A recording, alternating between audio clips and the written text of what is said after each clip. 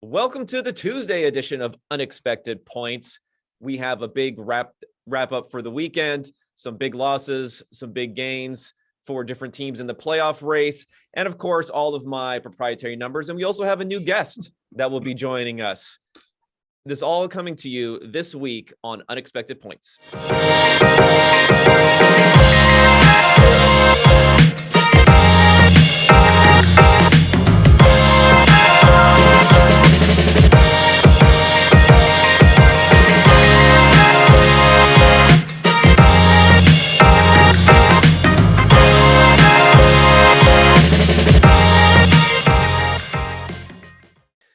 All right, everybody. First off, you're going to see, if you're watching this on YouTube, you can see a couple of different screens here. Although one of them has got nice stuff in the background here. One of them looks a little bit like a hostage video, I would say. But that is none other than fellow data scientist at PFF here, Ben Brown, host of the PFF betting pod. Well, what else you got going on at PFF that you want to hype yourself up with? I don't know. That is a good question. I mean, I'm not necessarily the host of the betting podcast anymore. We did have a structural change. We do have Kendall Valenzuela kind of taking over the hosting responsibilities. It does seem like I'm writing an article basically like every single day of the week for PFF.com, specifically about betting, a little bit of DFS. I know you handle the showdown slate and stuff like that, but some betting content. So get involved with a little bit behind the scenes as well. But I'm, excited to be here on Unexpected Points. Obviously listen to it quite frequently. And I'm, excited to actually get into more of the analytical side of some of these games and how we can kind of, evaluate the game reviews and kind of, how that's going to how that's going to impact, my betting perspective on some of these teams going forward. So definitely appreciate you having me on, Kevin. So yeah. Well, this is a podcast for nerds. So right. With Ben, that's why I'm here. Yeah, exactly. So Ben's probably gonna be joining me. We're looking at on the Tuesday show going forward. Yeah. So I thought to myself, who is like the biggest nerd, the biggest dork, the biggest, I was gonna say the biggest loser, but that kind of sounds bad.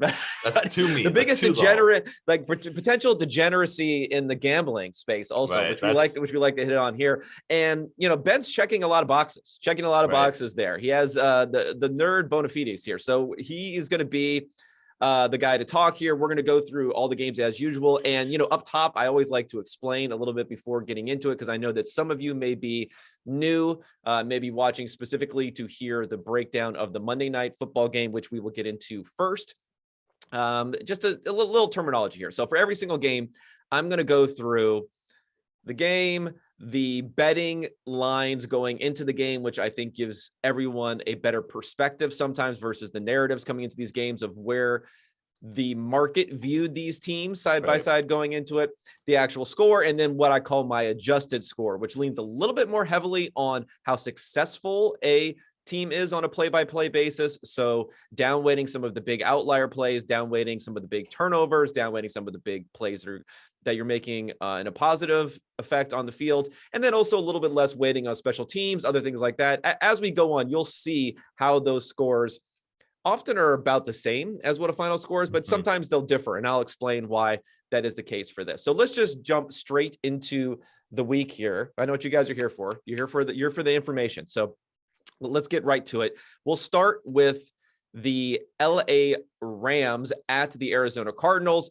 The Cardinals ended up a 3-point favorite, I believe, in this one. There was some movement around 2.5 to 3 to 3.5 with Jalen Ramsey being declared out because of COVID, some other injury news that was coming out beforehand. So they were Cardinals were a 3-point favorite. It was a 51 total, which will come in significantly into what happens at the end of this game, especially props to, I guess, Brian Greasy. If you watch this game, hopefully he hit the over on this, because he was begging for a field goal so badly at the end of this game that I could only assume that he had the over on this one, because it did cash on that. 30-23, the final score. The Rams win, and my adjusted score is 32-22. So it's fairly close to what the actual final score is here. A little bit of a wider margin towards the Rams. And I guess if I'm going to wrap up this game, if I'm going to say what happened, in my opinion, this was very high level play from both quarterbacks. You'll see in our numbers, both quarterbacks graded around 90 in this game.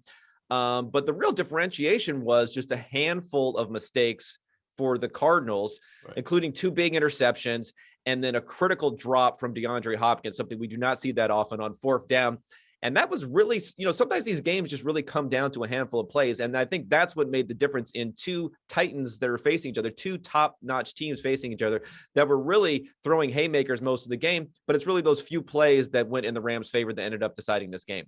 Yeah, definitely. I agree with you 100%. I do think, early on, Cardinals had a successful drive getting into the red zone. That interception from Kyler Murray, I did think, I knew it was probably going to play a role in the entire outcome of the game. If they get points on that drive, obviously the second half is completely different. So I do agree with you. It was a pretty impressive performance from both quarterbacks. Kind of interesting to see, the Rams offense now with, Tyler Higbee out for COVID reasons. Basically, it is still 100% Cooper Kupp. How sustainable do you think that is from the Rams' perspective offensively? If Cooper Kupp's averaging 16, 17 targets a game. Odell Beckham Jr. did look good yesterday, but this is definitely not really the offense. The short average depth of target things that I'm necessarily really gravitating towards for long-term success. How do you kind of evaluate their overall offensive performance from that perspective? Yeah, I mean, Kupp is one of these guys. So I remember coming into the season, believe it or not, I'm going to lean on the fantasy world here for sentiment to decide what we think about these guys. So for Kupp and for Robert Woods, it was almost a pick 'em between those two. Sometimes I think Woods might have even been floating a little bit higher in some ADP, in some ADP, which really I even talked about this. This is not just hindsight is 2020. I did talk about this. Of course, I'm more willing to mention it because I was right on this, but it just, Woods didn't really have the upside. What Woods did was he was playing every single game. He was never getting injured. So he was giving you this consistent sort of performance, whereas Kupp had displayed high end performance for limited periods of time in the past. Very touchdown dependent though, sometimes in the past, but he had displayed that high performance. Now, had he displayed greatest receiver season ever in the history of the NFL? No. And then that's what he's doing now. It's not just like, 17 games versus 16 games. He's really doing that right now. So had he displayed that? No, but I do think that there is a sustainability to it because of how they're able to move him around. Maybe it's a little bit analogous to Devontae Adams for the Packers and how they've been able to really use him in that sort of way. And then you mentioned, Odell Beckham coming in. He's been very situational, I would think. And there's been a few plays where he's made a difference. And then Van Jefferson has become a little bit of their deep threat. He had a very long touchdown catch against the Packers a few weeks back. He had this long touchdown play. That's kind of become his thing there. So I do think they can all complement each other. And then we have Kupp in that role as being the dominant target catcher. He seems to be able to do it. So I do think there's obviously going to be some regression, but sustainability to him being a top notch option going forward. Yeah, definitely. It is really interesting. I mean, he is doing it when you look back on some of like the greatest, wide receiver seasons ever. He's doing it in a completely different manner. I do think the comparison to Devontae Adams is probably the most similar, but 8.9 average depth of target. He's just, doing it from the slot, doing it kind of on some of these like quick look screens, outs, those sorts of things, and then kind of, generating yards after the catch. It has been really interesting to see that performance and sustainability. And I'm not sure kind of how you stop it either, right? So I do think pretty solid performance from the Rams in general. How do you kind of evaluate these two teams moving forward now, right? Obviously, we kind of thought Arizona running away with the NFC West. Rams had taken, a few steps back over the last couple of weeks. Where do you kind of see these two teams sliding in the NFC right now? Yeah, I mean, I think they're both up near the top. I mean, I think that's what it comes down to. I'm not going to downgrade the Cardinals that much based upon what we saw from a team strength perspective. I think the defense was maybe a little exposed in this game as the least stable, maybe what we were least confident in coming into this game. They weren't able to get much pressure on Stafford. There's only about a 20% pressure rate in this game, but then again, they were really controlling things offensively for the Rams. There were big plays that ended up happening. So I think generally, I still think the Cardinals are a top team, and some people may be downgrading them a little bit too much based upon this. There might be like, they're a bit fraudulent, but let's remember this is the same team that had beaten all the top opponents that they had played coming into this game. So it's not as if they hadn't already beaten the Rams earlier this year. And again, when I talk about just a few plays that it comes down to, so you mentioned there was the tip pass interception. So we had that as the most impactful play of the game. It was over -6 points for expected points. So they lost 6 points, and that was a tip and then an interception near the end zone. They would have been up 10-0 at that point if it didn't happen. The later interception, which was a mistake by Kyler. We had that as being a mistake that you couldn't get over Leonard Floyd. That was tipped. So that was another big play. And then what I think was critical for them in this particular game, and people don't like to hear that, sometimes it's almost like you're flipping coins out there. But when it comes down to these fourth downs, they had a big fourth down conversion when it was totally necessary on 4th and 9. They had a huge play to Christian Kirk. But aside from that, the ones that were more strategic that they were playing, they had 3 fourth downs. They had the 4th and 1 from the 1-yard line that they went for. It was a huge win probability gain doing it, and they scored that. Right. They have the 4th and 2 with a drop where it was a medium gain on that one. So Hopkins drops that, and then they have near the end of the game 4th and 1 with Brian Greasy screaming at them to punt or kick the field goal. Right. Yeah, kick the field goal. Kick the field goal. He's probably like, I can only imagine he was just getting up in the middle of the night, just like field goal. Right. He would not stop about that field goal. So they had that one. And if you look at our numbers for their success, for how often they would be successful on here, and then also checking this with the numbers that Ben Baldwin has on this, if you just simply add up their expected success rate on these 3 fourth downs, it comes up to about 2. So on average, you're expecting them to convert 2 out of 3. That's where you get the gains from. They only converted 1 out of 3. And that's what happens sometimes. Sometimes you're going to convert 3 out of 3 though. And then you end up winning this game. So I think because of that's again another thing where the drop from Hopkins, not converting the 4th and 1 with James Conner, those 2 big plays, if they convert 1 or 2 of those, maybe they win this game and we have a whole nother narrative coming out of this week. Right. Yeah. I mean, I agree 100%. I do think, that's where you do need to roll the dice. Definitely made the correct decision. Maybe you don't necessarily want to see them, pound the ball right up the middle with James Conner on that 4th and 1, 4th and 2 situation, but it worked for him at the goal line, right? So I do think there maybe is some takeaway to that, but I do think you hit the nail on the head though. Right. It almost didn't work on the goal line though. If it wasn't for the fact that Connor ran into a guy and bounced outside. Yeah. But I'll give you a warning here. We don't like to get into too much play calling questioning. We don't want to become, I call them the TOCs, the Twitter offensive coordinators. So I'll let you get away with this. Maybe I keep that's strike one. You're saying, is that what you're saying? That's strike one of making too many plays. All we care about, we're the nerds. All we care about is fourth down. Is the decisions. And I think the decisions were correct on this one. So, right. But going forward, let's talk about going forward here, because the Rams were basically out of having a chance of the number 1 seed. The Cardinals had a little bit smaller chance, but it was almost evenly divided between them, the Packers and the Bucs. We'll talk about the Packers and the Bucs, who of course both won their games here. So now the thing that's most impactful for the Cardinals in this one, because they're in the playoffs, so we don't have to worry about that. They're probably still going to win the division. Right. Most likely here, although there's an outside chance that now that doesn't happen. The big thing here for them is that they don't have the number 1 seed. So without the number 1 seed, is this Cardinals team a team that can make a Super Bowl run, knowing that you're going to have the Bucs or you're going to have the Packers who are going to be sitting at home that first week of the playoffs? Yeah. I mean, I honestly don't think so right now. Unfortunately, I do think that you have to have, like you said, the Brady, Rodgers, both, are ahead of them. Tampa Bay Buccaneers and Green Bay Packers are ahead of the Cardinals. After this loss to the Rams, maybe you're not saying that the Rams are better than Arizona, but they can definitely beat Arizona on a neutral field and do it pretty convincingly. So, from that perspective, they could be the 4th best team in the NFC. And then you're kind of talking about, where do they stack up with Dak Prescott and the Dallas Cowboys? And I think that is kind of a really similar tier. So I do put those 2 teams kind of together as, the back end of what would be considered like the top teams in the NFC. And I think that the Cardinals are sitting at like 4th and 5th, in my opinion. Do you think that's accurate, or do you have them a little bit higher?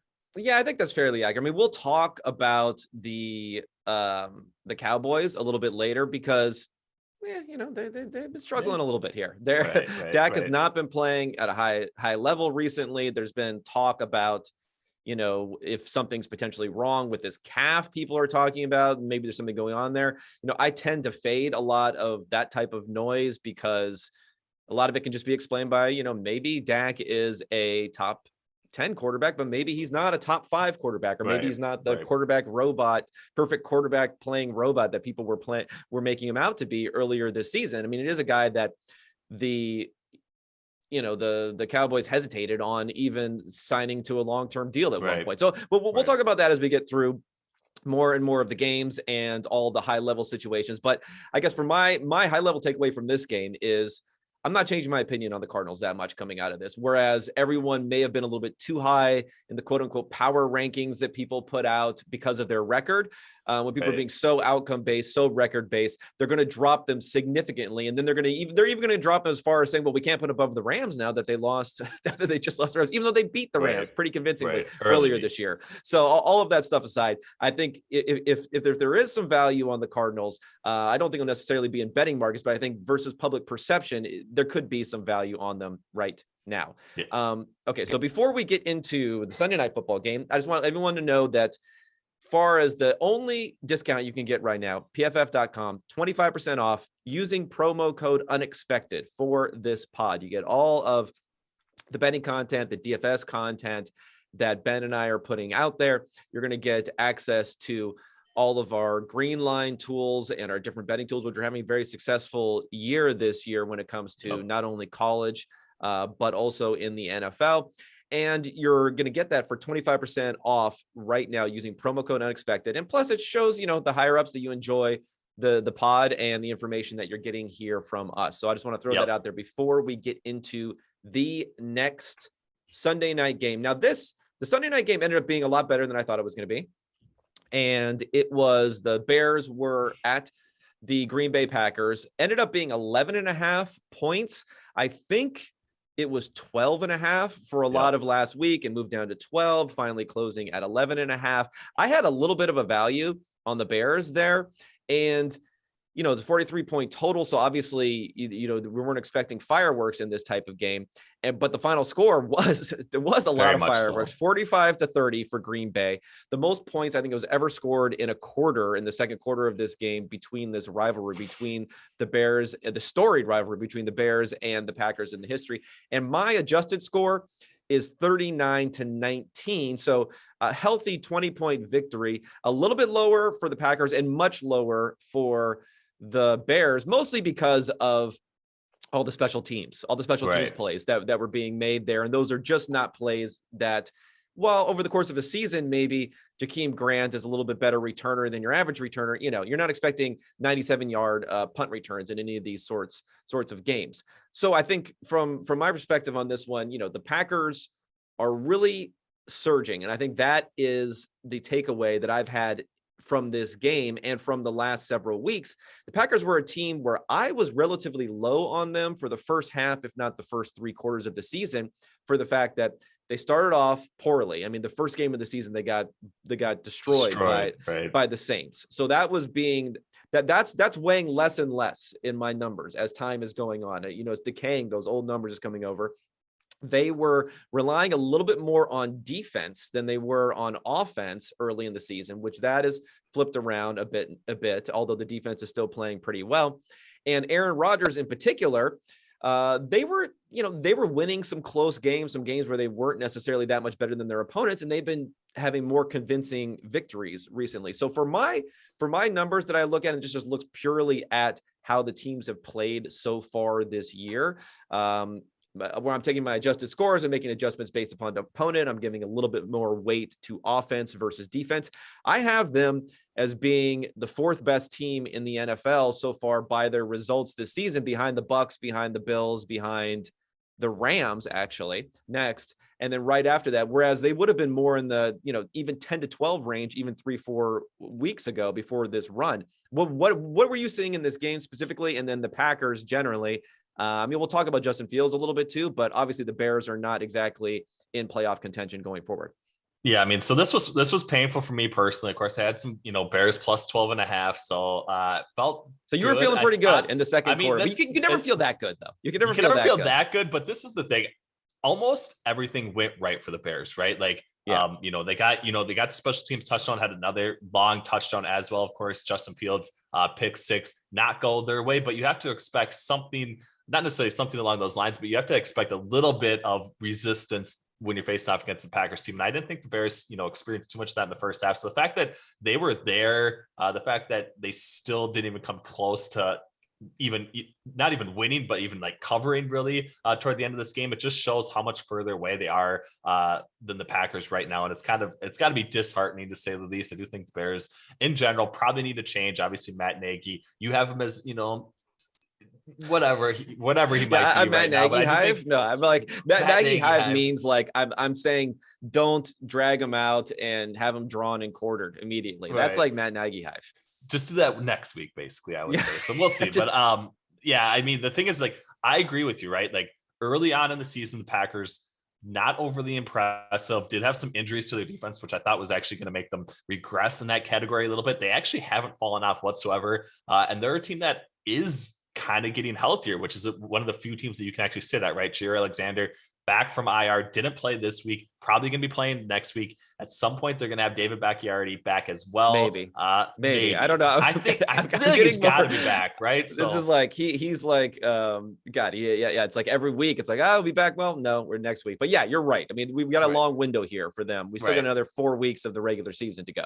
Right, definitely. So he's back, and then Allen Lazard looked like they kind of like that number 2 receiver that they kind of need, right? Obviously, the running out the corpse of Randall Cobb, helps Aaron Rodgers' mojo or something. I'm not quite sure, but he isn't necessarily the guy that they need as that secondary slot receiver option. I do think Allen Lazard is definitely there. So I don't know. I'm excited about the Packers right now. I do think from a betting perspective, they are the team in the NFC to probably wager on here, because I think that they've shown the ability to beat Tampa Bay down in Tampa here. And I do think that's probably how the NFC Championship game is going to play out. So that's where my money has been over the last couple of weeks, mainly, based on the fact that their offense is, unstoppable when they actually wanted to be. And I do think Matt LaFleur putting his team in the best situation possible as often as possible. And that's all we can really ask for. So I do think either Aaron Rodgers, maybe MVP candidate. I know you might have something to say about that, but I think Matt LaFleur, coach of the year, is probably where my betting money is at as well. Yeah. I mean, LaFleur has this absolutely insane record to start his career.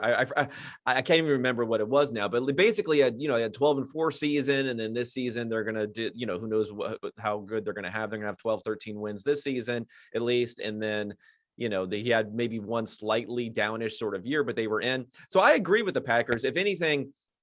Again, I don't know if betting markets are going to be fooled by this, but the thought is going to be, well, when you get into the playoffs, the Packers are somehow not going to perform as you're hoping they're going to, because they had that blowout loss to the 49ers a couple years ago. They had the loss at home against the Bucs last year. So I guarantee that narrative is going to be floating around out there about Packers playoffs, championship game. That's when they crumble. That's when they crumble. So I expect that going forward. But if they can get that number 1 seed, it's just so huge in this format now. We only have one team with the number 1 seed. And again, like I said, for Aaron Rodgers, he is putting together his best performances. He's up now to near the top of the league in grading and in his efficiency by EPA per play, which is going to put him in position, I think, to be in the MVP competition. But I'll talk about that in 1 second, especially in relation to the betting markets. But let's talk about Justin Fields for a second, because that's the only consideration that you really care about as a Bears fan here. I thought he looked okay in this game. He did have long touchdowns, one of them to Damiere Byrd, one of them to Jakeem Grant, which I think that was technically a touchdown because it was one of those little little shovel passes on there, where those were a bit cheap. He had, his normal, some boneheaded plays, holding the ball too long, and strip sacks, things like that he's been known for. I thought they catered the offense. Hopefully, I didn't hear as much of the who I call the football media cool kids on Twitter complaining about Matt Nagy as much as usual, because they were rolling him out. They were using play action, but his numbers from our perspective, he still had a grade that was under 50. He still had about negative quarter expected point per play, which is pretty bad. But he's one of these guys who doesn't seem to be doing that well in the metrics, but from the eye test, at least you're seeing something from him where you're not seeing a lot from guys like Zach Wilson, who we'll talk about later. Well, what's your opinion on Fields and what the Bears have going forward with him? Yeah, definitely. I mean, I I have been the biggest Fields probably truther that exists right now. I did like him a lot coming out of the draft. Obviously, he was the person that I thought was going to go third overall to the San Francisco 49ers. That didn't work out. I do think outside of Matt Nagy, I do think he landed in a pretty I guess I won't say that. I don't think he ended in all that great of a situation with the Chicago Bears. I'm walking back on that a little bit, but I agree with you, right? Like our, PFF pass grades are 56.5, definitely below average. But in saying that, I do think he has shown some ability to be able to extend plays. That's things that, people think Patrick Mahomes does really well, being able to kind of move outside the pocket, make some of those throws downfield.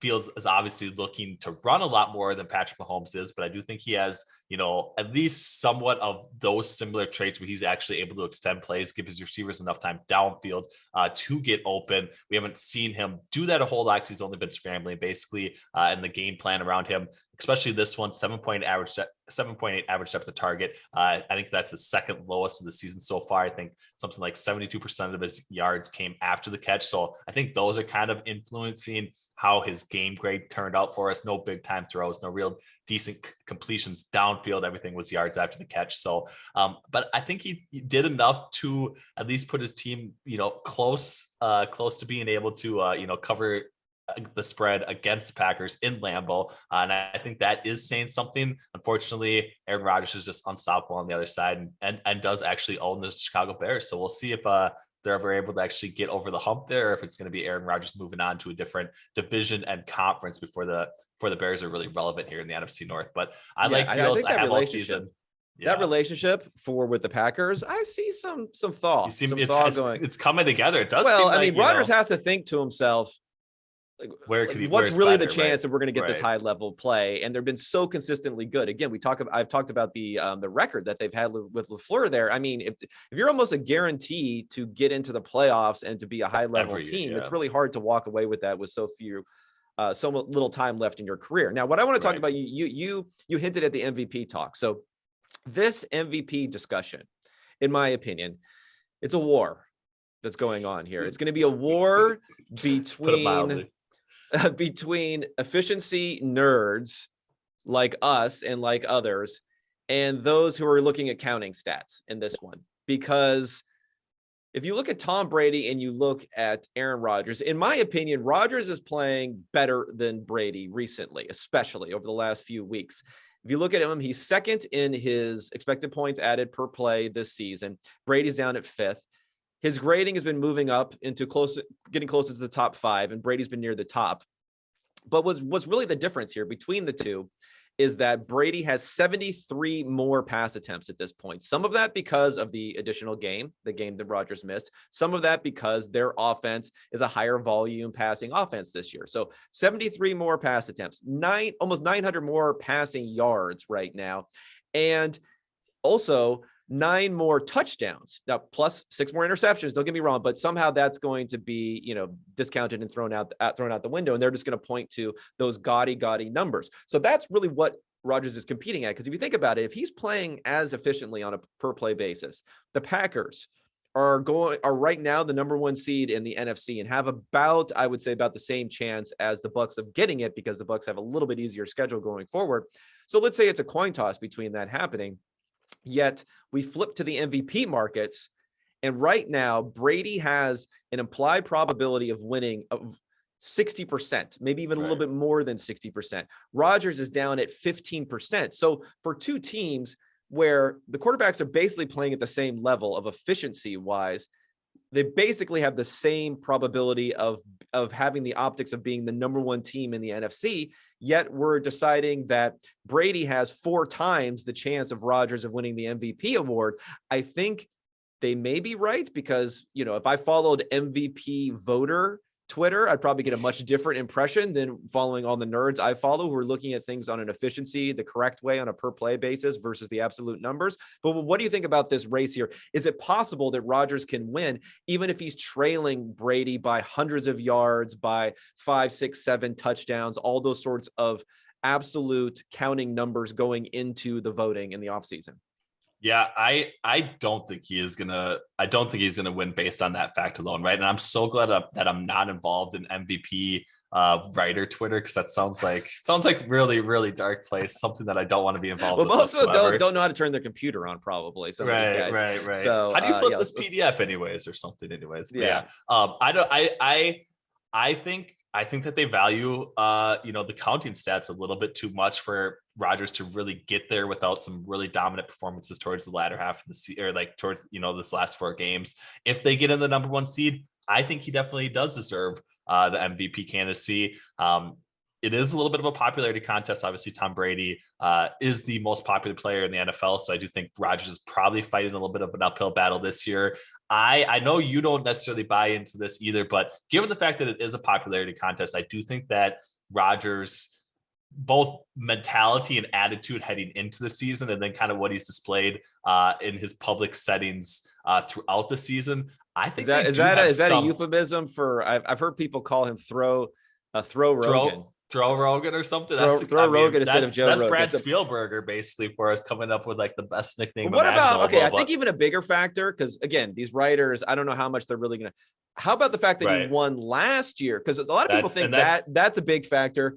But, you look into the past, Favre won 3 straight MVPs. Peyton Manning won multiple MVPs, although I think he shared one of them with the name escapes me now, with the guy who's on the Titans, Steve McNair. He shared one with Steve McNair, where I think it was in back-to-back years. So there's some precedent there. But I would say in those situations, though, like those guys were so far ahead of the rest of the quarterback class at that point in time that it was almost like they had to, right? Whereas now we have there's a couple of really good NFL quarterbacks every single year, and then there's a couple of younger guys kind of moving up, trying to get into that upper echelon. So I do think there's a lot more competition, I guess, than those 3 years. So I do think there is a little bit of voter fatigue as far as if this guy won it last year. So from that perspective, I do think there's some like outside factors that we're not necessarily accounting for that probably are pulling Rodgers down a little bit. And that's kind of, reflective in his overall MVP odds right now. But I want to bet on Rodgers. I do think he has been the most valuable player to his team this year, and that's what I would be voting on if I had a vote. I definitely don't have a vote. I don't want to vote either, I guess. I'll take a vote. If anybody's asking, I'll take a vote. Give Kevin. If anyone's giving them out, I will take those. So here's there's one factor. Again, I'm kind of stretching to make this work, but here's a factor. So next week, I believe it's primetime. I believe it's Sunday Night Football, unless it's getting flexed in one direction or another. Bucs Saints. The Saints are a little bit of a kryptonite for Brady. He had, an ugly optic performance against them. He's had negative EPA 3 out of the 5 times that they've played so far. So when he's been on the Bucs, so that's number 1. Or I'm sorry, 3 out of the 4 times that they played so far. That's number 1. Number 2, as of now, week 17. So not the final week of the season, but the second to last week of the season. As of now, Sunday Night Football is scheduled to be Vikings Packers. So Rodgers dominates, clinches number 1 seed, eliminates the Vikings from the playoffs, has a masterful game. At the same time, Brady's out there like beating up on the Jets or somebody that week, or the Panthers. I don't know who's playing. At noon or something, basically. Yeah. Right, so like those 2 things, that's what I'm waiting for. A really bad performance again against his kryptonite, and then the Vikings, him showing that he owns another team there. He'll be he's just like setting up shop all over the NFC North. The Lions are not worth owning. That's like the worst real estate of you're selling that immediately, but it's showing that he owns the NFC North. So that's my case, and we'll see if it ends up happening. But let's move on. If you don't mind, sorry, we're just going a little bit long here. So let me move on to the next game real quickly here. And I know this is a game that I tasked you with watching. So let's talk about the Bucs. So we can bring Brady into this discussion. Okay. So Bills Bucs, I think, was probably the biggest game of the weekend, non-Monday Night Football edition for certain. The Bucs were a 3.5 point favorite. It opened, I think, at 3, and then it moves up to 3.5. 52.5 total. Ends up being 33-27. My adjusted scores, now I may need to adjust my adjustments on this, but I had it being almost an equal game in this one, despite the fact that the Bucs were up by so much early, and then we saw this rapid comeback by the Bills. What did you think watching this game? Did you think it was two equals playing against each other, because halfway through this game, after I had gone out on a ledge a little bit last week saying that the Bills were an underrated elite team, the way things were going, not only was Buffalo going to implode and just blow up, they're just going to like blow up themselves. They're probably going to take me with them after saying that and getting their hopes up, because things were looking really, really ugly halfway through this game. Yeah, definitely. And they might need to take you with them at this point. I don't know. This and the Buffalo Bills have been a really tough handicap, I think, all season, right?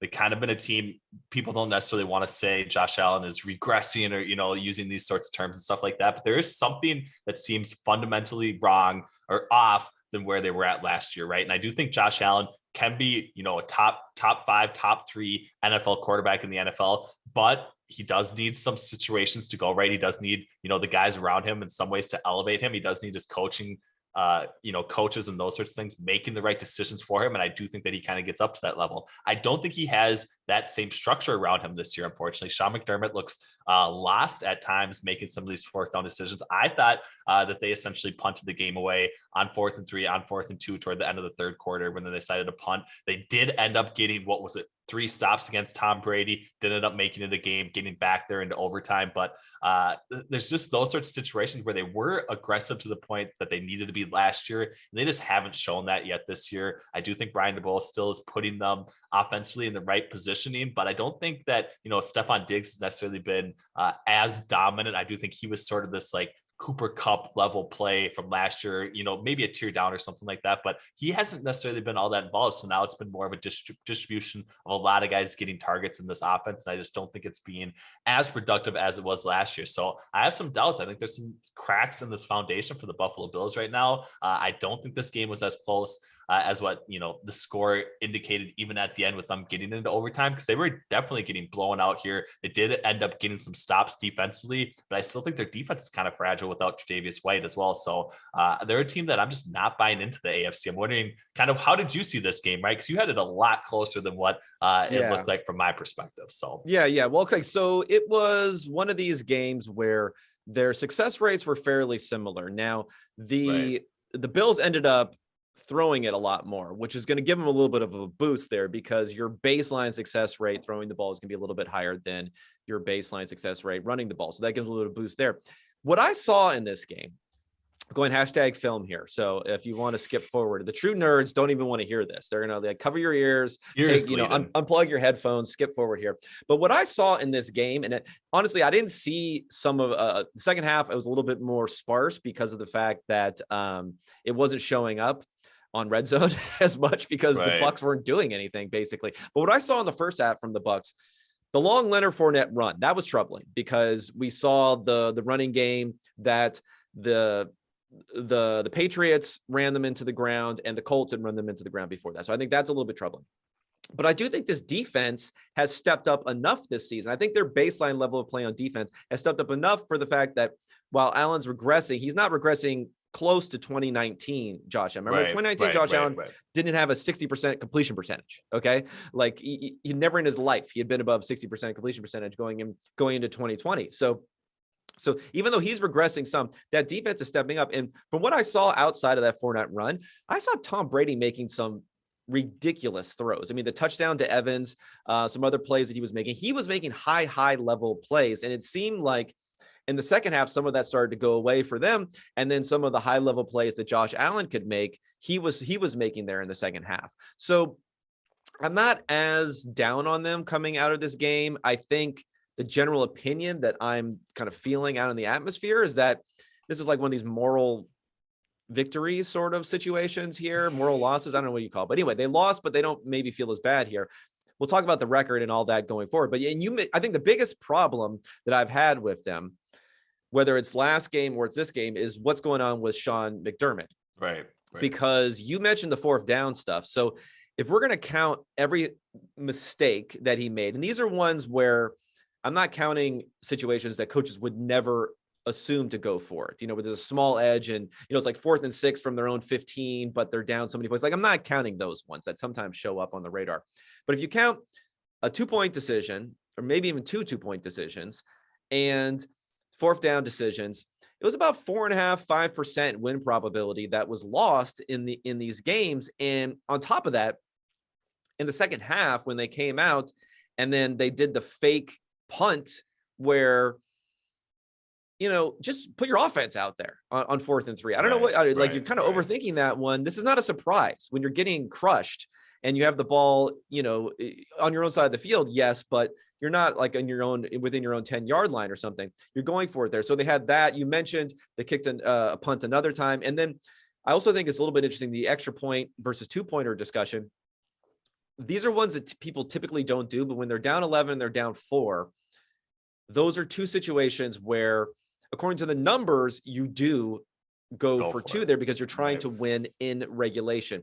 And I don't know if we've seen the go down by 4, because that would just blow people's mind completely. Like if they didn't finish that, it would just, you just see, like, you'd see Phil Simms, that whole CBS crew. There would just be like bits of brain matter all over the walls there. If that happened.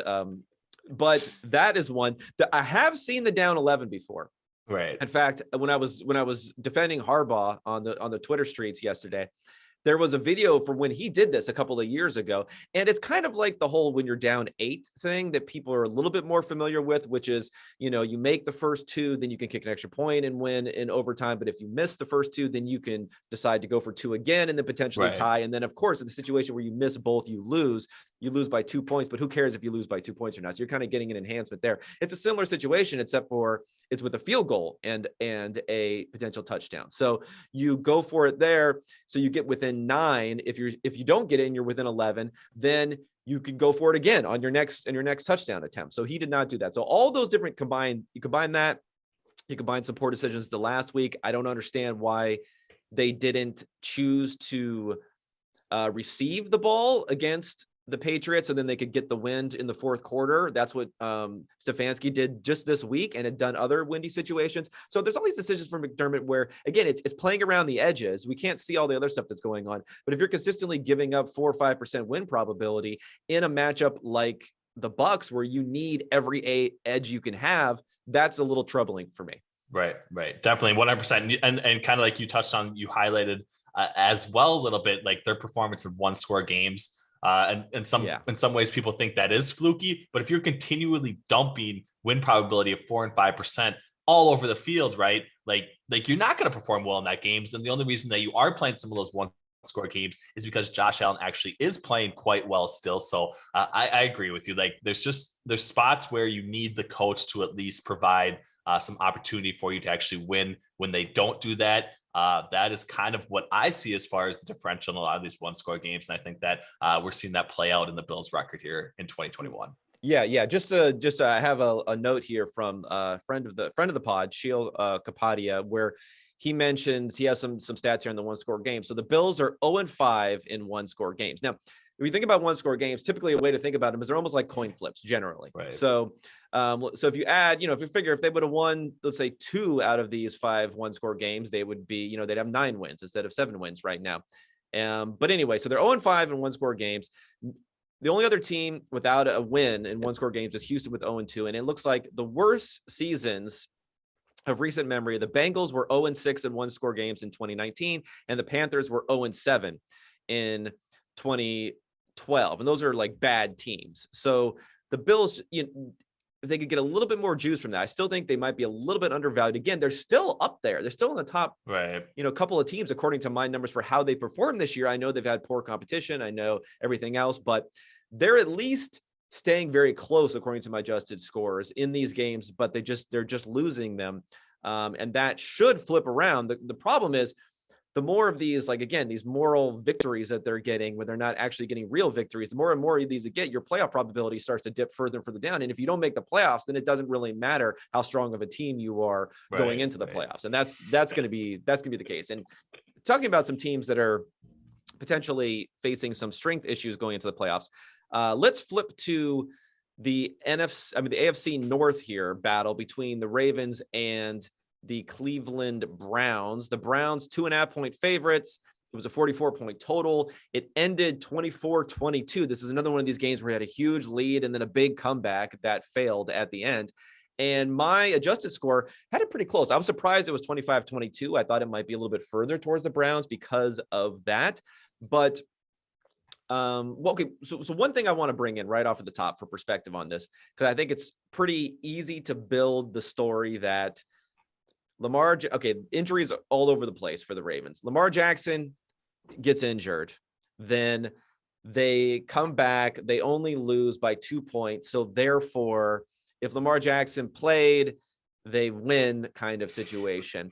And the only context I'll give for that, you know, that's fine. You know, if you want to play out all of that in your head that way, I think that's fine. The only context that I want to give for that is Lamar was not playing well to start the game.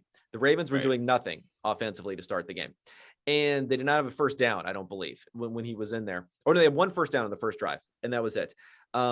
So when Lamar got injured, he left. It was a 3rd and long situation. They didn't convert. They gave the ball back to the Browns. The Browns marched down to score a touchdown there. At that point, the Browns are up 17-0 in this game. So even if Lamar didn't get injured, it would have been 17-0. According to win probability calculators, the Browns were already over 90% chance of winning at that point. So, I just put that into context. They were already kind of in a world of pain a little bit on the road here before Lamar went out. But it is, disappointing again for the Browns, but at least you're getting some disappointing wins rather than some disappointing losses as they've had so far this season. What did you see in this game? Yeah, I mean, I think Tyler Huntley actually played pretty well to, bring them back into this match. But I do think it was the Browns defense that, kind of allowed them to escape with the victory. I think they had a number of pressures, number of sacks and high leverage situations. So, Myles Garrett still looking like that defense play of the year. Cleveland Browns, one of the best teams in the NFL outside of the quarterback position, right? I don't think there's too many teams that have the same level of talent. Maybe, especially defensively, offensively, there are some questions with, guys on the outside, especially Jarvis Landry. Donovan Peoples-Jones had a couple nice catches down the field as well along the sidelines. So I like it. I mean, I think the analytical discussion coming out of this one, I know we talked about, going for 2 down 8 in the last game. There is a lot more discussion about going for 2 down 9 with, John Harbaugh early on. I think that is a preposterous conversation from my perspective, because it's like, I don't necessarily get, but I do understand people who don't want you to go for 2 down 8. But the fact that people are arguing some sort of momentum-based opportunity loss because you don't go for 2 down 9 is just like absurd, right? And I think that is like maybe the litmus test for analytics, once that can kind of at least be mainstream to the point where people understand you should be going for 2 down 9 every single time right away to get the most information as quickly as possible so that you can make the right decisions going forward. And until we get to that point, there's always going to be this huge disconnect between analytics and I think everybody else, because if they can't grasp that simple of a concept, then the rest of the thing is, I guess, just like window dressing at this point. To me is kind of my takeaway from this matchup. Yeah. I mean, there are two things when it comes to these decisions. There's the actual gain that you're getting out of it, and then there's the logic, the story, how you can frame it. This situation of going for 2 down 9, I mean, Harbaugh laid it out in about 30 seconds. Yeah. And it's very clear because like you want to know the information. I mean, think about it. If you're going in for that last touchdown, if you know you're down 9 or you're down 8 going in there, if you're down 8, okay, let's say in this situation, you don't know that you're going to make that 2-point conversion at the end. So again, you don't have that knowledge. But again, so if you put yourself in a situation where you're down 9 or you're down 7, if you're down 7 and you're going to score at the end, you don't want to leave any time. You leave even 20, 30 seconds, you're giving them a chance of making a field goal to come back on the other side. So you know that. Whereas if you're down 9, you're trying to score as quickly as possible because you need to get the ball back. So very, very simple concept. But the gain that you're actually getting from that is much smaller than the down 8 gain, but the down 8 gain is more difficult to explain, just like the down 11 thing I was talking about is more difficult to explain. It's more difficult to explain even why, if you're down 3 touchdowns and it's 4th and 4 on your own 32-yard line, you should be going for it there. That's more difficult to explain, but you get a much, much bigger gain out of it. So I agree with you that from the, the pure nerd analytics perspective, it's not that big of a deal because you're just kind of unlikely to come back. But from a logical standpoint, if you're not running these opaque models, it's such an obvious thing to do that it's a little disconcerting that the discussions that we see where the coaches are just way ahead now. Now the coaches are way ahead of the mainstream analysts that we see. Guys like Harbaugh, guys like Staley, guys like Stefanski, even others that have been doing this that you wouldn't expect are much better at being able to explain this. So that's one part of it there. Let's talk about Baker Mayfield quickly, because you mentioned everything but the quarterback. So I think in some ways this was like a good game and a bad game and a good game. I think we have to start with that. It's a Baker game, and then it's a Baker game you're describing, right? So yeah. So the thing is, we've had this Baker, like everything has to be perfect around him in order to win. So he got a great defensive performance, but he got a defensive touchdown, right? Out of Myles Garrett on the, strip sack. He had the sack, forced fumble recovery, touchdown. He hit for the cycle there on that play for Myles Garrett. So he had the great defensive performance. This is a defense that has had a very, very good success rate this season. They haven't been as good as their actual results and their efficiency because they've been giving up a lot of third downs. They've had difficulty on third down, difficulty on fourth down too, where the Chargers converted like 1 billion fourth downs against them in that game. So they have a strong defense. The running game actually flopped in this one. The running game was bad in this one. So Baker did do enough. I think at one point he completed like 15 out of his first 16 or 17 passes. A little heavily reliant upon DPIs. I think there were 3 or 4 DPI and illegal contact in order to move down the field, but he did do enough with a good defensive performance when the running game was dead against a very banged up secondary for the Ravens to get things done. But yeah, we're getting further and further, and we don't need to rehash this because I've kind of talked about this before on a week by week basis on like, what are the Browns going to do? What are the Browns going to do? What are the Browns going to do? But we really are getting a better and better look, I think, every week at the fact that this is a very, very well constructed team that with that quarterback piece, I mean, they could compete with anyone if they could just get a little bit higher quarterback play out of it, where they don't need, like, if you have to be able to win a game sometimes where not only the running game is not working, but the defense is not working all the way. And I think Baker can't do that. If the two other factors are going against him, you have no chance of winning. And you especially can have no chance of winning if you're not playing, Tyler Huntley and you're not playing a banged up Ravens team. Right, definitely. And to your point, I do think I agree 100%. I do think they are kind of the perfect roster right now for, a rookie signal caller potentially to come in here and at least give them enough. What about a vet? To be relevant? Let's talk vets real fast. Veterans. What about Russell Wilson? I mean, yeah, that would be. I think that has to be close to the dream scenario. Will anyone take Baker Mayfield in a trade? Like, will the Seahawks? If you gave the Seahawks Baker Mayfield, first of all, the Seahawks fans are completely high when they think you're going to get like 3 first-round picks for Russell Wilson, the way that he's been playing. But let's say you gave him like a first-round pick and a second-round pick and maybe like a future first, maybe a future first, and then you throw in, Baker Mayfield.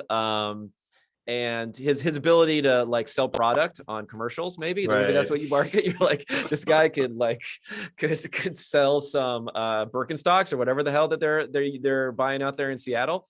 What else have been like that?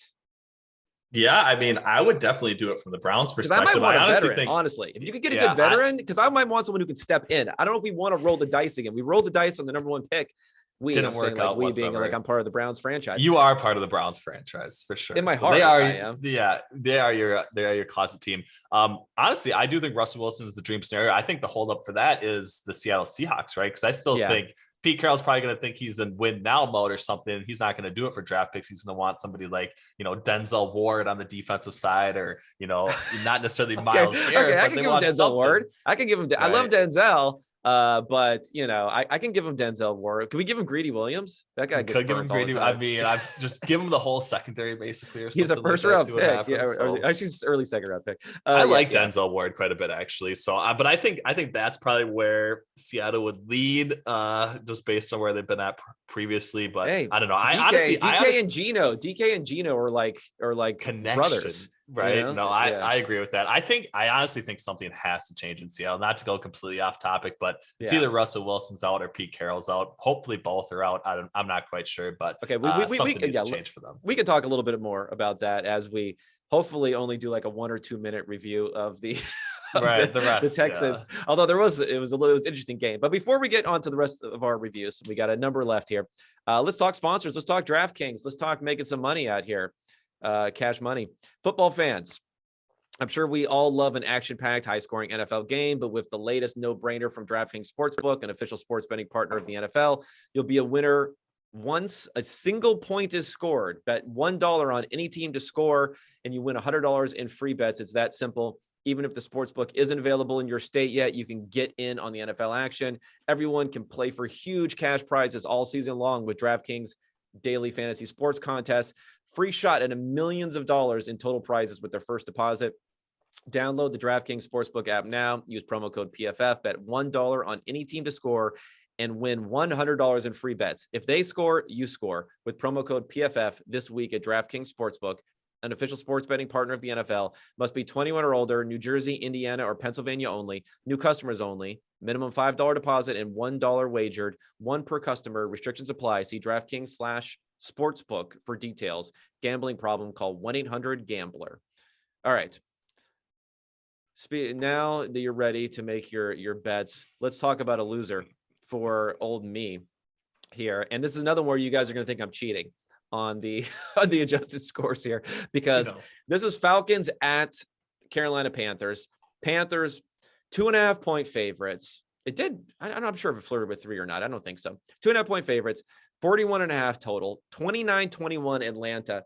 I actually have Carolina as being a couple points better according to my adjusted score. I see that look. You think I'm cheating. I'm not cheating, and I'll explain why in a second here. So this is a big loser, but we actually got Carolina at -2.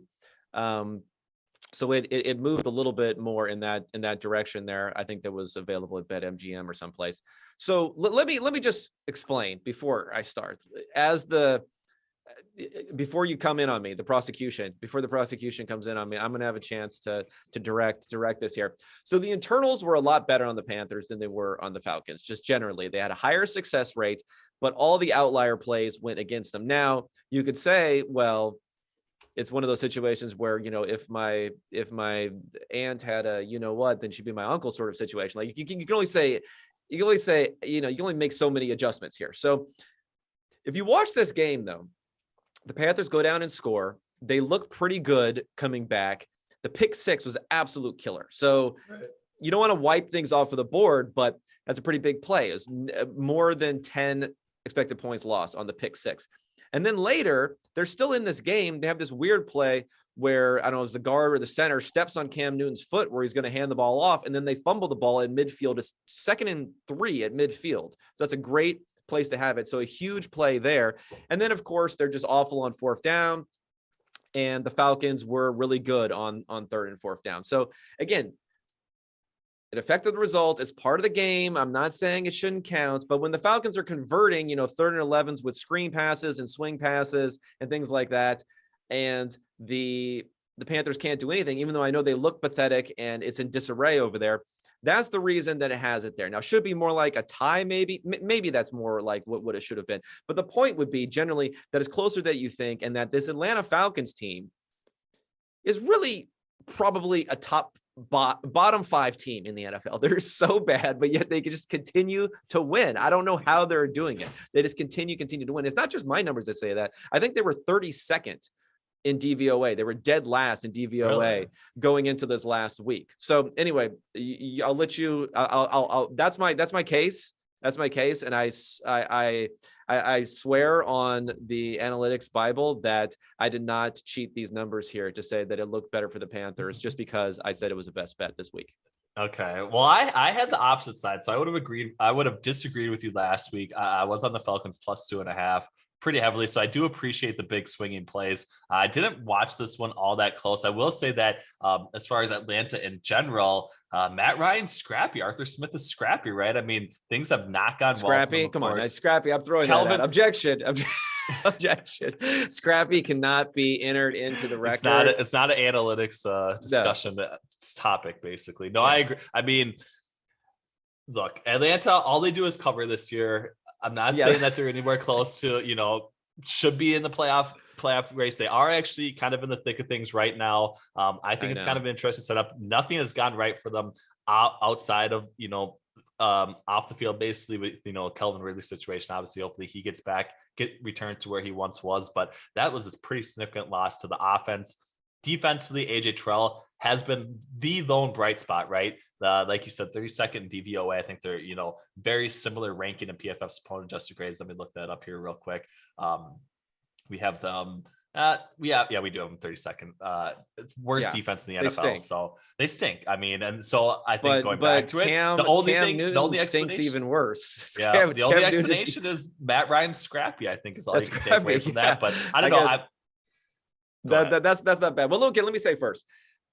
I'm just can we get collective? I need collective prayers. I don't believe I don't necessarily. I'm not a big believer in the power of prayer, but we need collective prayers that the Atlanta Falcons do not make it into the playoffs as the 7th seed, because it's just disgusting. We cannot have this team make it. I don't care. Even if it's the Saints, I'd rather see Taysom Hill running around and that defense doing something than to see this team end up making it. I mean, Washington football team's better. Anyone. I'll take anyone being better on there.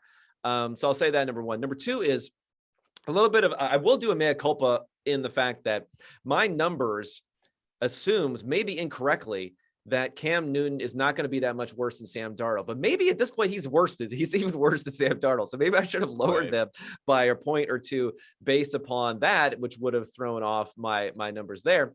And number two, there may be, like, if you could, I remember Eric Eager, our colleague, has talked about late in the season, you can like add a tanking variable. The Jaguars probably fall into that category right now, but maybe there's another variable for like the coach is on tilt and doesn't know what's going on now, because Matt Rule fires Joe Brady.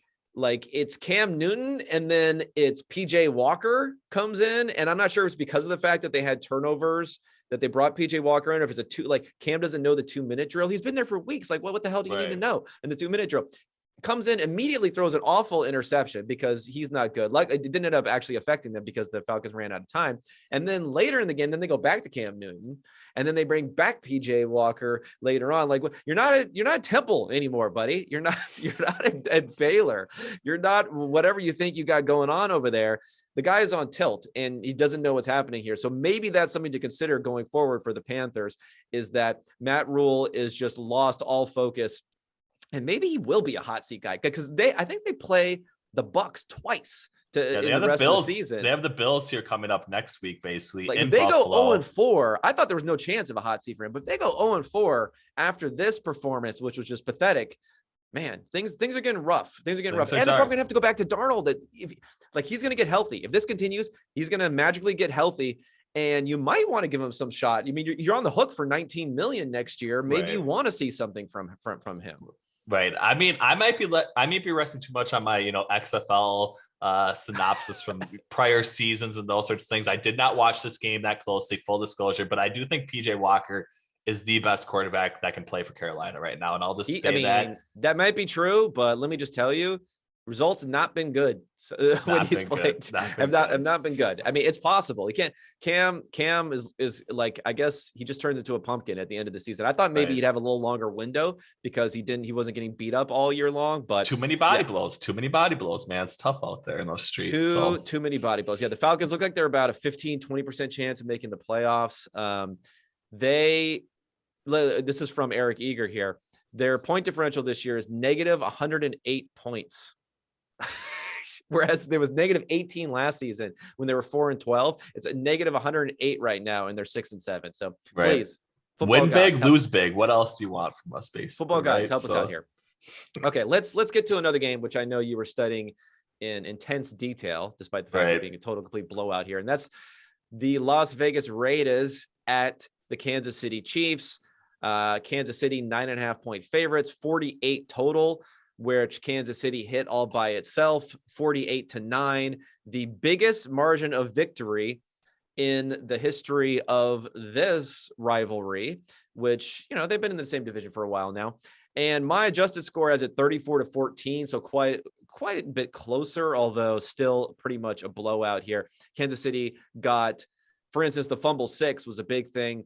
First play of the game, fumble 6. And this is one of the rare opportunities where you could say the game started with the fumble 6 for the Raiders, and it may have gotten worse after that. Like that may not have been the worst moment for this team in this game with all the different turnovers here. What did you see from this, number one? And number two, the big question is going to be, Kansas City, again, they beat up, they play pretty well offensively, but so many big turnovers, not really much resistance. Can we take anything away from this game for Kansas City and their chances to get into like a top team in the NFL and a real Super Bowl contender still?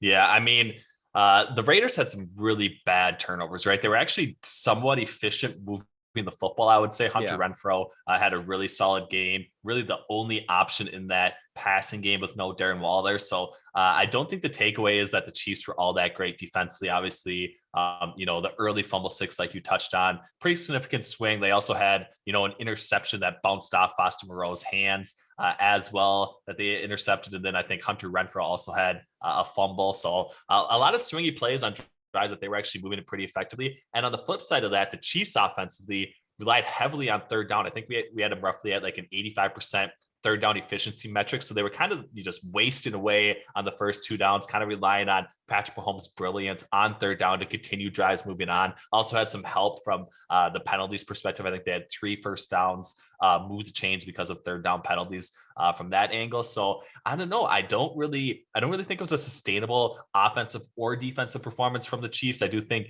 they're probably going to be, the talk's going to be that they're back, right? Like they are the team to beat in the AFC right now. And I do agree with that, but it's more so the fact that nobody else in the AFC is all that great from my perspective. The Chiefs might be, the best of what is not that great of a bunch of teams right now, because I don't really buy into the New England Patriots. I don't really buy into the Buffalo Bills. So I do have the Chiefs number 1 overall, but a lot of the play, especially from this game, was kind of unsustainable. And I don't know if it's really going to reflect properly or correctly for them here going forward. So we'll see. I do think Patrick Mahomes handled the pressure really well. I think Raiders had roughly 16 pressures, kind of did what they needed to do. Didn't really have to blitz a whole lot to get pressure on Patrick Mahomes, but he was just able to kind of slide outside of the pocket, make some throws downfield when play kind of got extended, one to Byron Pringle. I thought was a really big play. And then, kind of was able to salt away the second half. So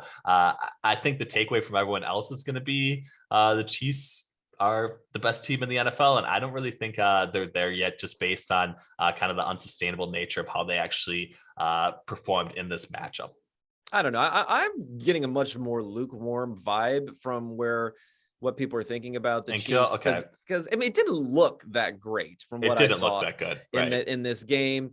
It was the 3rd best game of the season for Mahomes as far as his efficiency and EPA per play.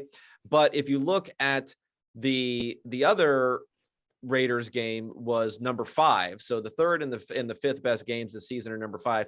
And if you look at all the top, I think it's 6 or 7 performances, all the rest of them are week 6 or earlier. So it's still basically been Patrick Mahomes turned into a pumpkin around week 7. And other than these 2 Raiders games, it's nothing has been working for them so far. And it's the same thing when it comes to grading. And even the way that the offense is working, I mean, 23-yard touchdown passes to Darrell Williams. Like, is that what you want your offense to be if you're the Kansas City Chiefs? I think Kelsey had fewer than 30 yards in this game.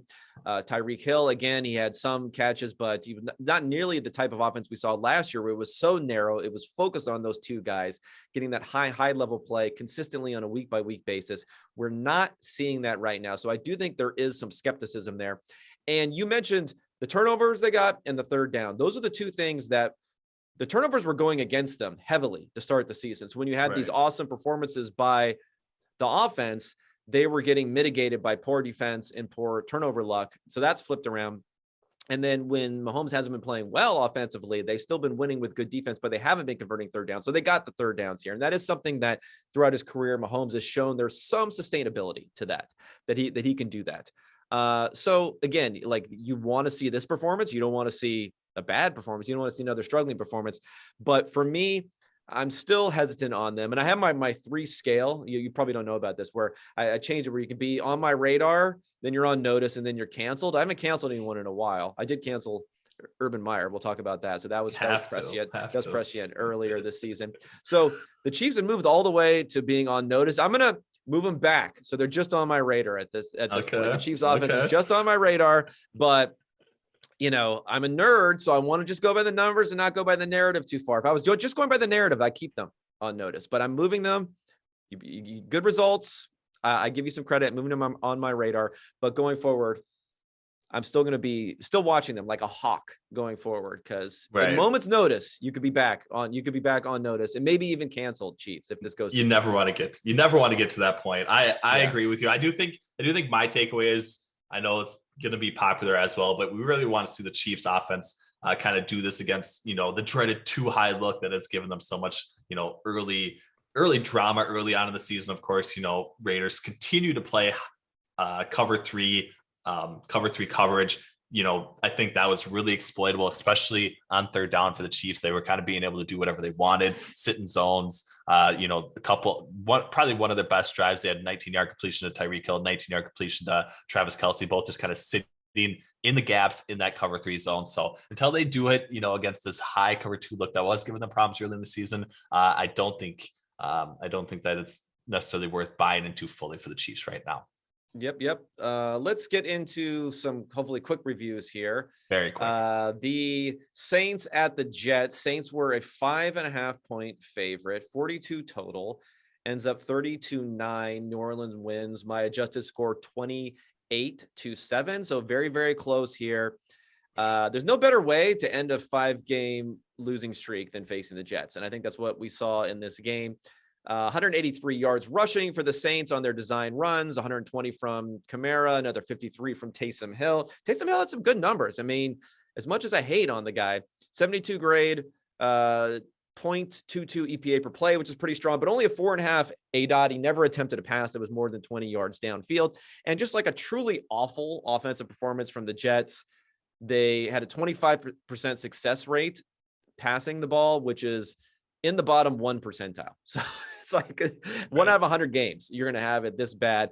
And the Saints have a good defense, but still there were some drops. Don't get me wrong, but still Wilson is just, he's getting you like optically, if you look at his grading and his EPA, it's actually close to someone like Justin Fields, but there's really just nowhere near the positivity, even slight bit of positivity around him. And what's funny is I did a little call out on Twitter to ask, what's going on with Mike LaFleur, because people love to slam offensive coordinators and play callers when things aren't going right. But everyone seems pretty good about LaFleur, and they're just really saying Wilson is in trouble. So the Saints playoff chances now, just quickly talk about them before talking about Wilson for a second. So they're up to 25-30% to make the playoffs.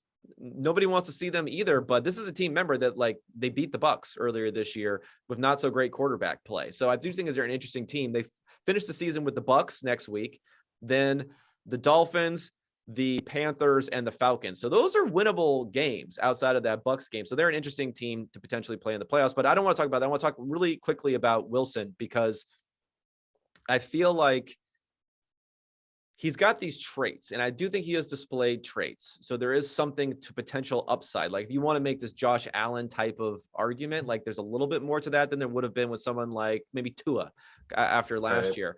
But I was advocating for the Dolphins to think about potentially drafting a good quarterback. There's not really a quarterback out there like this year. I don't think there's any chance that the Jets would say, hey, let's look to replace Zach Wilson. But what do you do if you're midway through the second season and your offense is playing a lot better when you bring in Joe Flacco than when you have your number 2 overall pick? Yeah, I mean, it's not the spot that you want to be in for the New York Jets, right? Obviously, if they go into next year and that is still the case, Robert Saleh, those guys are all kind of on the hot seat, right? I mean, that's just not the situation that you want to have whatsoever. I I was high on Zach Wilson kind of heading into this 2021 season. I was probably listening to our, friend and colleague Eric Eager just a little bit too much, the hype man for Zach Wilson. Don't deflect. Don't deflect blame. Don't deflect. He has not shown anything whatsoever.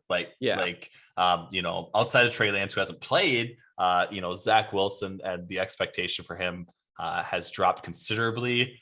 But they need to get him reps here. They need to get him he needs to play the rest of the season and actually show something. I don't think the situation around him has been all that great or stable. They've obviously had a rash of injuries at the wide receiver position, which makes it maybe a little bit more difficult for a rookie quarterback, but times are tough. I don't know what they can do, but I agree with you. There's nobody really coming out of this quarterback class here in 2022 that's probably going to be worth resetting on. So it looks like, once again, maybe a multi-year rebuild for the New York Jets in 2023, and hopefully they can land, a decent opportunity in that draft class, because I do think that's going to be much better for high-end talent than what we have available in 2022. I like Saleh, so hopefully he's not a casualty. Maybe not going to be after 1 year for sure, but hopefully he's not even a casualty going forward. And I mean, like I said, he looks twitchy. He looks like he can move around pretty well. He has a decent arm on some throws, and other ones he's just like spiking it into the ground inexplicably. Right. So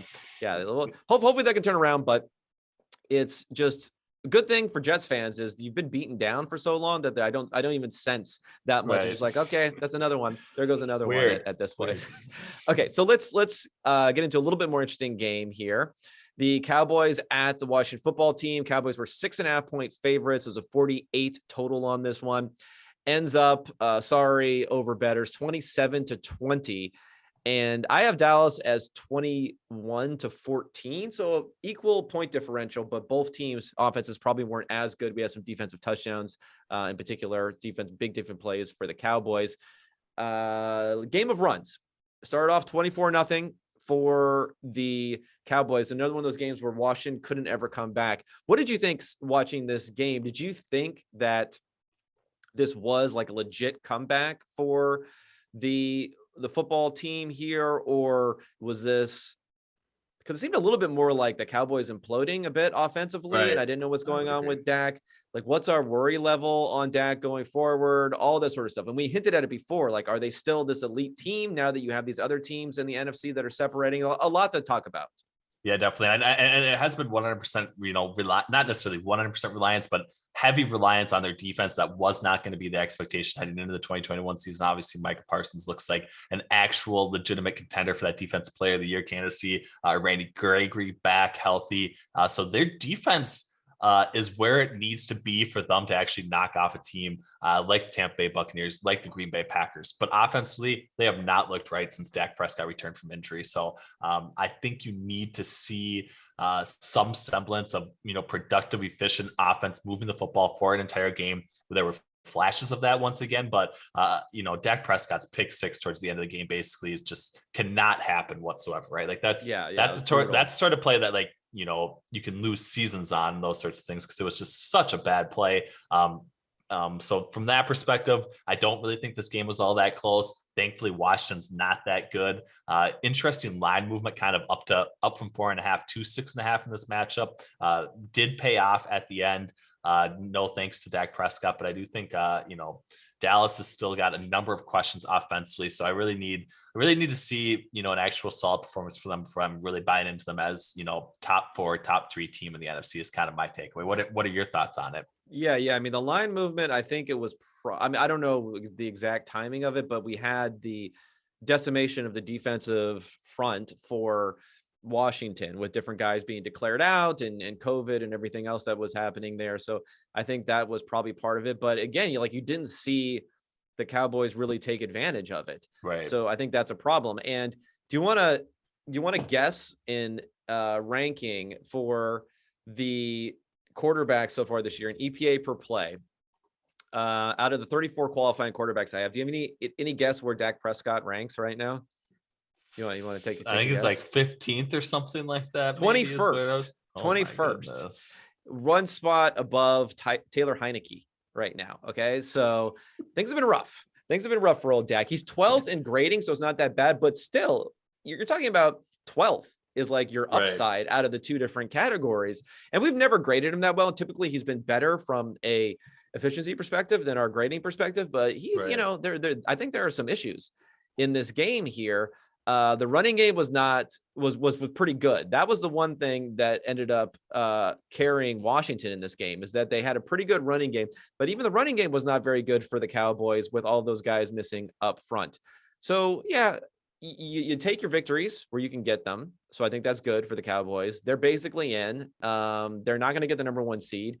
And it's really just about, I think, for Dak somewhat getting healthy. I mean, I think they're a candidate above almost anyone else in the NFL of, could they take a week or two off at the end of the season, right? Should they? Right. Yeah, should they? Yeah. With the 17-week season, there is a lot of competition and a lot of competition to get into the playoffs, a lot of competition for the first seed. So we're not going to see a lot of teams taking weeks off. But I do think these middle teams who can't get to that first seed won't fall out of the playoffs. One of them being the Cowboys, the other maybe being the Titans, are going to be two teams where maybe they'll take a week or two off at the end of the season. So I do think that's a possibility, especially with Dak hurting a bit. That may be the best way for them to go. Let me hit the last ad here before we get into the rest of the games here. Western and Southern, you want a chance to win the ultimate game day feast, whether it's football success or financial savvy. Winning starts with asking us questions. Would you like to know what it's like behind the scenes with Al on Sunday Night Football? How about a need to know for your financial future? Western and Southern is teaming up with PFF's very own Chris Collinsworth to share insights that can help put you ahead on both your fantasy and financial scoreboards. Every submission earns you a chance to win the ultimate feast to celebrate football's favorite Sunday, and will cover your catering up to $2,500. Coordinate your order from a restaurant near you and have it delivered on February 13th, 2022. And don't forget to check out the Chris Collinsworth podcast and Western and Southern's Instagram for answers to the best questions each week. Submit your questions at westernsouthern.com/askchris. One more time, that's westernsouthern.com/askchris. If you're watching on YouTube, check out the link in the description below. Remember, with Western and Southern, you can rest assured on game day. Okay, let's get back to the reviews, the last handful here. And I'm going to flip it over to San Francisco 49ers at Cincinnati Bengals. San Francisco 2.5-point favorites in Cincinnati. 49 total, ends up 26-23. I had Cincy being a better team, 30-26 in this game. This is another one where it was a lead and then a comeback. And you can explain it pretty easily. There were multiple muffed punts that they lost, and they also had a taunting call, which led to a swing there because it was going to be a long field goal for the 49ers on the taunting call, and they eventually ended up scoring a touchdown from George Kittle on that one. So this game is probably, it's bad for the Bengals. I'm sensing dread in Cincinnati. So neither of us are in Cincinnati, but I'm sensing a cloud of dread over Cincinnati. But the more I look into this, I'm not that worried. I think the problem for them, from what I saw here, is there's this discussion of whether you need to trust Burrow a little bit more. They're still 4% under expectation. They're passing. They passed a lot in this game, but their expectation was really high because they were down here. They've been a team that's been below expectation passing a lot. Some of that to protect Joe Burrow, who has the second highest sack rate in the NFL right now, between Justin Fields and Zach Wilson, rookies who kind of don't know what they're doing. They're taking a lot of sacks. Burrow has the highest ratio of sacks to pressure. So he is getting sacked more often than anyone else in the NFL when he is being pressured. He had the catastrophic knee injury that he came back from this season.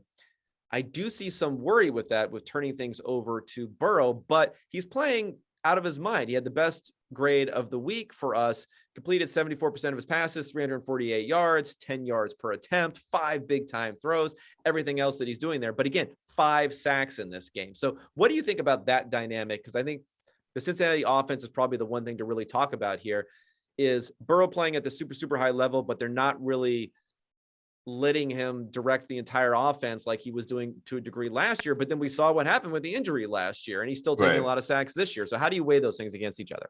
Yeah, I think you have to let him loose, right? I think, injury concerns, they are what they are. I don't think you can necessarily, be conservative in that area when you're trying to win football games. Injuries, happen at all times throughout the course of a football game, no matter what you're kind of trying to do.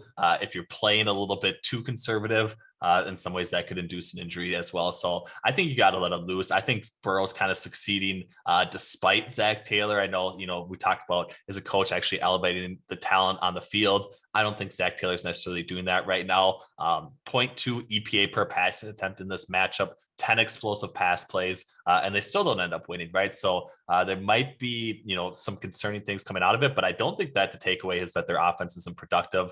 This was a spot, down 8. Do you kick the extra point? Do you go for 2? If they would have gone for 2 and gotten it, obviously they wouldn't have had to go into overtime. So, from that perspective, as well as Zach Taylor, I think kind of fails the initial test. So I think I buy into Zach. I buy into Joe Burrow in the offense. I don't buy into Zach Taylor. So there's this interesting dynamic of how do you kind of assess both those situations and how do you kind of evaluate Cincinnati Bengals going forward. I think Joey Franchise is the guy, and I think he can definitely carry this team as far as Zach Taylor lets him. How far will he actually let him go? Is kind of the main takeaway for me in this matchup.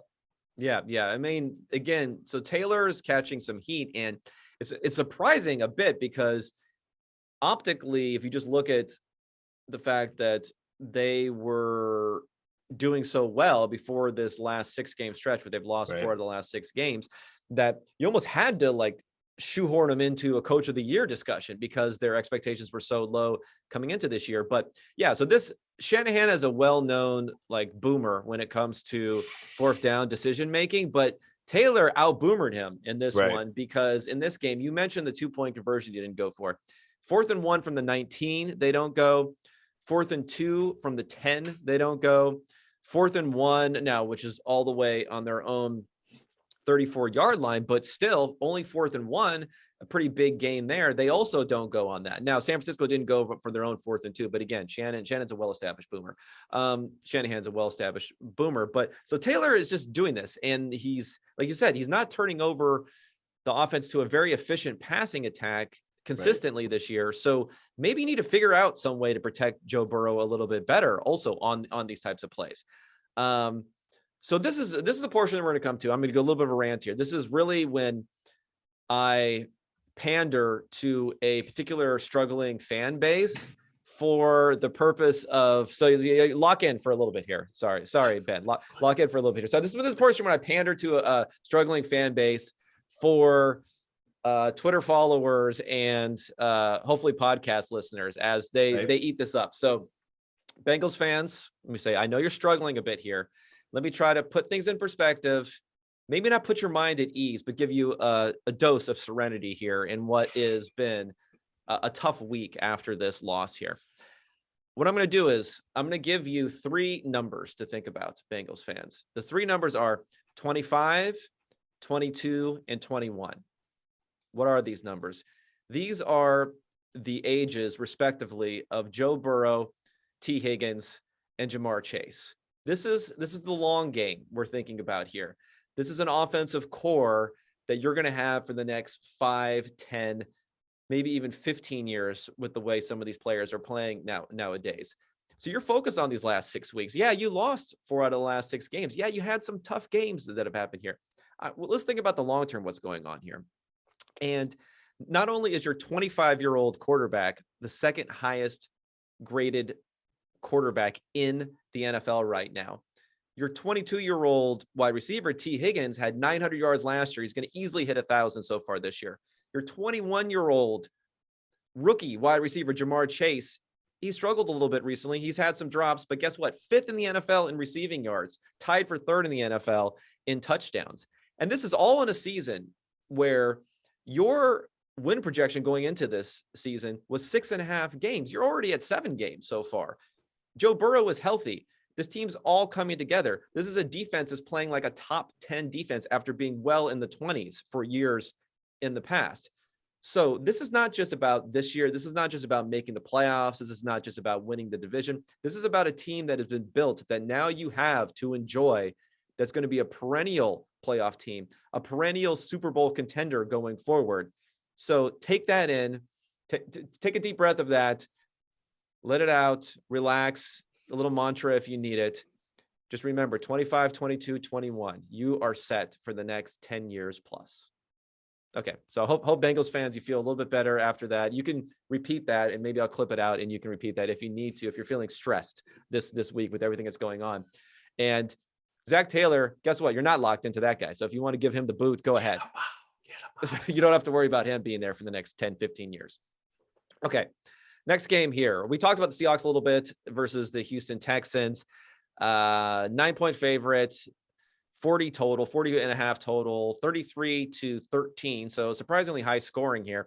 My score actually had it 32-21, so even a little bit tighter. And you wouldn't be that concerned about 32-21, but I'll tell you, watching this game, the Texans march right down the field on their first drive. And this game, they consistently were moving the ball here. They couldn't convert a third down to save their life, but they were moving the ball on first and second down very well. So if you look at this game, I think there's a little perspective needs to come into play here that maybe isn't fully illustrated in the final score. This was a 6-point deficit. It was 19-13 with 2 minutes left in the third quarter. The Texans had the ball 1st and 10 at the Seahawks 41. They blew that drive and ended up kicking it away. Then they give it back to the Seahawks. Seahawks do nothing. They get the ball back again at the early in the fourth quarter. 19 again, down by less than a touchdown. They had 1st and 10 then from the Seahawks 48. Again, they get to the Seahawks side of the field and they don't do anything, but still a little too close for comfort in this game. And I know they had a lot of big plays here. Russ was cooking with Tyler Lockett. They had long Rashad Penny touchdown runs, which is maybe not the most reliable thing to go on here. So optically, it ended up being a decent score. But if anything, my takeaway from this was, still not great for the Seahawks. And maybe they have like an outside chance of getting back in the playoff mix. But this result was not heartening for me for thinking that this team, maybe this is the old Seahawks that we're expecting coming back. Yeah, I agree 100%. 0.26 EPA per rush attempt in this game. Obviously, Rashad Penny looked good, but just not sustainable against a team that isn't, the Houston Texans or the Jacksonville Jaguars. So definitely want to see a decent performance from the Seahawks offensively when they're actually going up against a legitimate NFL team, a playoff caliber team or something like that. But I'm not ready to put them anywhere close to the playoff race. I don't think they're going to do enough this year. So we'll see how things end up. I'm going back to what I said early on in the podcast. Something needs to change in Seattle. I'm not sure if it's Russ or Pete or both, but I think one or two or maybe both of those guys are going to be gone after this year. There's this weird dynamic, and I'm going to point this out here, where because this was a good game for Russ, I think like Russ can almost play himself out of town in a way. And let me just say why. It's kind of has to go to this discussion. We were talking about what would the Browns have to give up. I think what a team is willing to give is like here at this point for Russ, whereas perception is not generally, and especially amongst Seahawks kind of fans and others, is like here. So we need to get this up, right? We need to get this up a bit. And this is not going to move that much, no matter how bad or good Russ is this season. But if Russ can go on a hot streak, maybe a team can start to convince themselves. And if you start to get more of an equilibrium, a trade can actually happen. Otherwise, I just think it's going to be tough to trade. Like, all the Seahawks fans would be like, where are 3 first-round picks for the Seattle Seahawks? And maybe there's not going to be anyone out there willing to give that. So, Russ, continue this. You may actually be able to play your way out of town if you continue to play this well to get a team to go for it. Okay, talk about the Jaguars. You mentioned the Jaguars being one of the worst teams in the NFL. Well, guess what? We had the Jaguars at the Tennessee Titans, 8.5-point favorite for the Titans, 44-point total, 20-0, 24-6, my adjusted score. This was a winner here. I had the Tennessee minus 8.5. Congratulations to me. And you know how there are certain games where the coach is embattled by the media, everyone's surrounding them, and a team just comes together and they show their love and pride for their coach. Kind of like what happened with Dan Campbell and the Detroit Lions when they got that first victory. But what we saw in this game was that, except for it was like the exact opposite, basically. This was what we saw in this game. This was one of the worst offensive performances of the year. 4 interceptions from Trevor Lawrence. They did absolutely nothing, no chance to get anything going here. Tennessee didn't have to be good at all in order to go ahead and notch this victory here.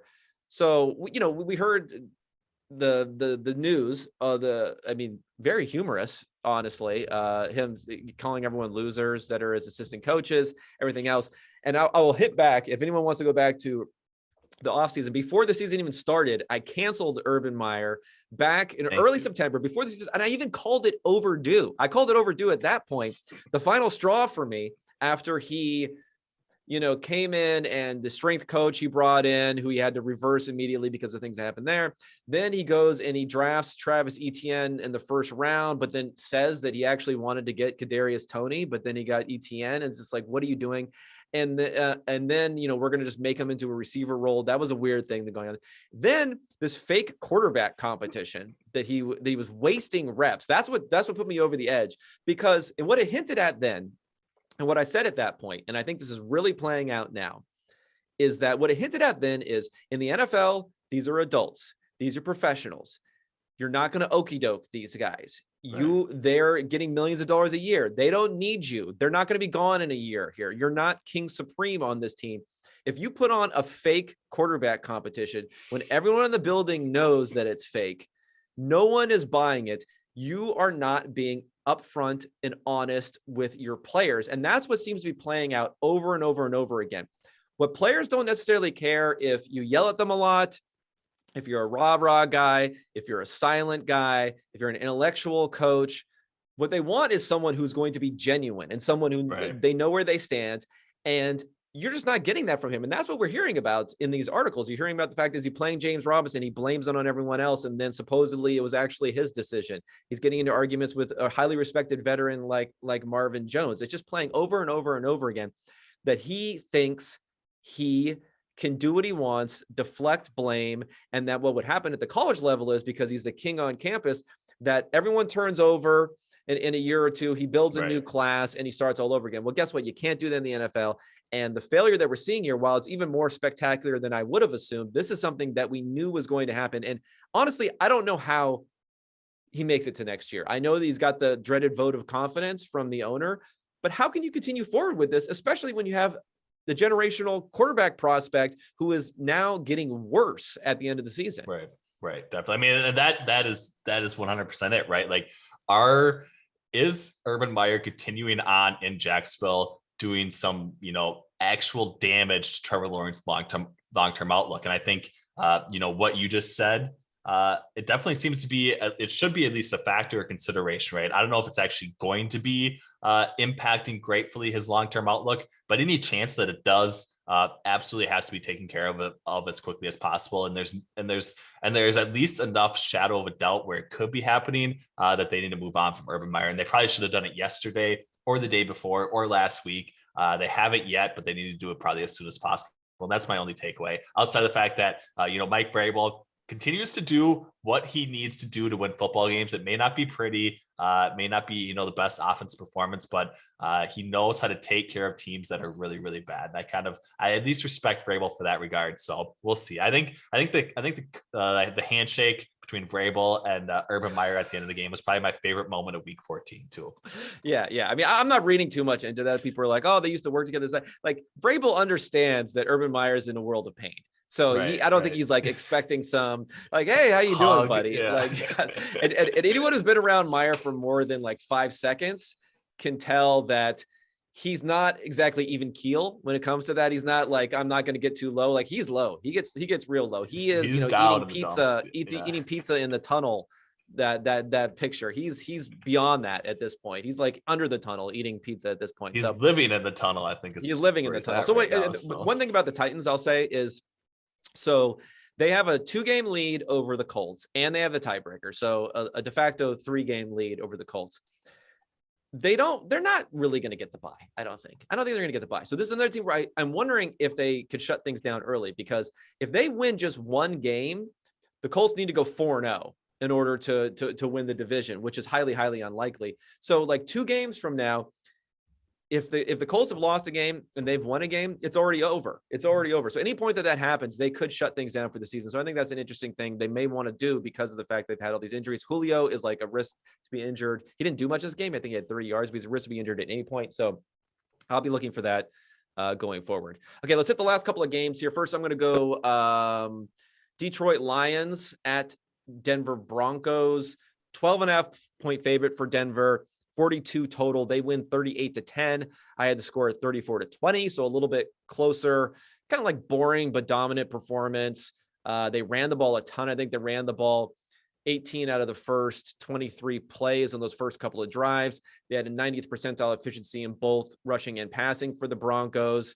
And the Broncos have been a team I've been kind of like saying has been better than people have expected. Okay. So the Broncos right now, same record as the Bills, same record as the Colts, same record as the Browns, same record as the Bengals. Okay. I know no one wants to see this team make the playoffs, but they're like 20-25% chance potentially to get into the playoffs at this point. And they're going to play the Bengals next week. That is a game. That is a big game for playoff implications and who's going to end up getting in here. It's not going to fully swing you either direction, but it's almost one that you kind of really need, or else you need a lot of other things happen to go right there. And that's a game I'm going to be interested in. You have anything to say about this game? Anything to say about the Broncos? What you think about them as a potential playoff team? Other than you don't want to see it. I don't want to see it. I am a big Teddy Bridgewater fan. -1.5 points. Denver kind of opened up as against Cincinnati. So they are favored in this matchup, 55% break-even percentage. So if they win that game, they are definitely in control of their own destiny to make the playoffs, which is definitely kind of an interesting thing. I think they have, what are they at? Like the 21st most difficult schedule remaining. So not too many difficult matchups on the horizon. If they, can handle business here, they might be the team that kind of squeezes into that 7th spot in the AFC, despite, what probably most people want right now. So yeah. That's one of those lines where if you asked 100 people, they would probably like 98 of them would not think, and the 2 would be Broncos fans. 98 of them would think that the Bengals would be favored in this matchup versus what we see. So again, continually a team that their optics from a general perspective in there is not nearly as strong as what the internals are for the actual team. Okay, our last game here, Giants and Chargers. Chargers 9-point favorite against Mike Glennon, the Fighting Glennons. 44 total. They almost get that themselves. 37-21 Chargers. My adjusted score 34-12. So not that much difference. Again, dominating performance. Chargers defense is something that you're going to want to see play a little bit better. And I guess they did, but against Mike Glennon, I don't know if you're going to hear that much. And the one takeaway I had from this one is, I don't know, Ben, if you noticed, like midway through this game, I could almost hear something in the atmosphere, this sound, this like groaning sort of sound.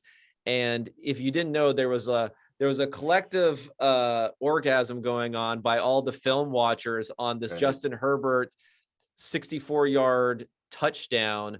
Oh, so sorry, 59-yard touchdown to Jalen Guyton that went on a rope. Like people were just going nuts and sharing everything of that.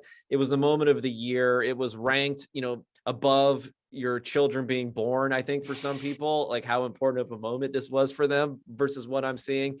So, Herbert continues to be that guy, but we'll see what ends up happening going forward for these teams. Again, don't know if we can take away a lot from this game, though, other than the fact that we got Thursday night coming up. So maybe we should talk more about that than anything else. Chargers, Chiefs, Thursday night. I think Keenan Allen's going to be back probably for that one. Sounds We'll end up seeing that. Chiefs still 3.5 point favorite in LA. It might be more Chiefs fans than there are Chargers fans in this game. Have any opinions on that one before we get out of here? If people want to get interested in Thursday night, since we're not going to come back until I'm not going to be back with you until Friday. Yeah, definitely. I like the Chiefs a little bit -4. I do think they're probably the only playable side. 51. It's up to 4 now. Total. Okay. It's up to 4 in a bunch of spots. If you have 3.5, definitely think the Chiefs are a go spot there.